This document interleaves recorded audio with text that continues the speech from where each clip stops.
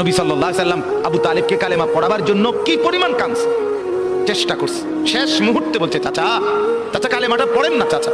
বলছে না, মানুষের কাছে বেইজ্জতি হব, পড়বো না, মানুষ লজ্জা দিবে। আল্লাহ নবী সাল্লাল্লাহু আলাইহি সাল্লাম বলছে, কানে কানে বলেন, আমি কাউকে শোনাবো না, আমি শুধু হাসরের মাঠে বলবো, মৃত্যু পর্যন্ত চাচা ওয়াদা দিলাম জগৎবাসীকে শোনাবো না আপনি ঈমান আনছিলেন, কানে কানে কন। আবু তালেব বলছে না, কানে কানেও বলবো। এবার নবী বলে চোখের পানি ফেলতে ফেলতে, চাচা এমনও কইতেন না তো, ঠিক আছে চাচা আমি কালেমাটা পড়ি, আপনি শুধু ঠোঁটটা নাড়েন,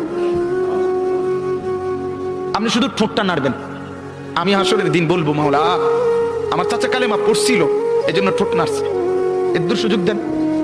চাচা বলছে না না না, আমি ঠোঁটও নাড়বো না। আল্লাহ নবী তখন অঝরে কাঁদতেছিলেন আর চোখের পানি ফেলে বললেন, চাচা আপনি জাহান্নামের আগুনে জ্বলবেন, আমি সইব কেমন? আবু তালেব নাফরমান তখন কি বলছে জানেন? আন্নারু খায়রুম মিনাল আর।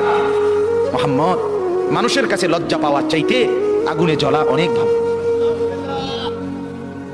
বাপ, নিজেদের জিন্দেগিতে একবার ভাইবা দেখেন, আমিও ভাবি আপনিও ভাবেন এমন আচরণ আমার মধ্যে আছে কিনা। 3 দিন ধরে যে বাড়িতে মেয়ের বিয়েতে ছেলের বিয়েতে যে ডেকসেট বাজাইলেন, কারে খুশি করার জন্য?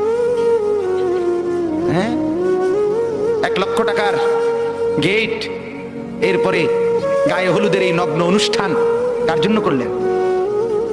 বেড়া বেড়ি সব যুবক যুবতী সব একই মাইক্রো প্রাইভেট কারের ভিতরে যাতাযাতি করে বহাইয়া এখান থেকে এখানে নিলেন, কার জন্য? পুরা প্যান্ডেলের ভিতরে একসাথে বেড়া বেড়ি একত্রে খায়, নাচে, গায়, ফুর্তি করে, কার জন্য?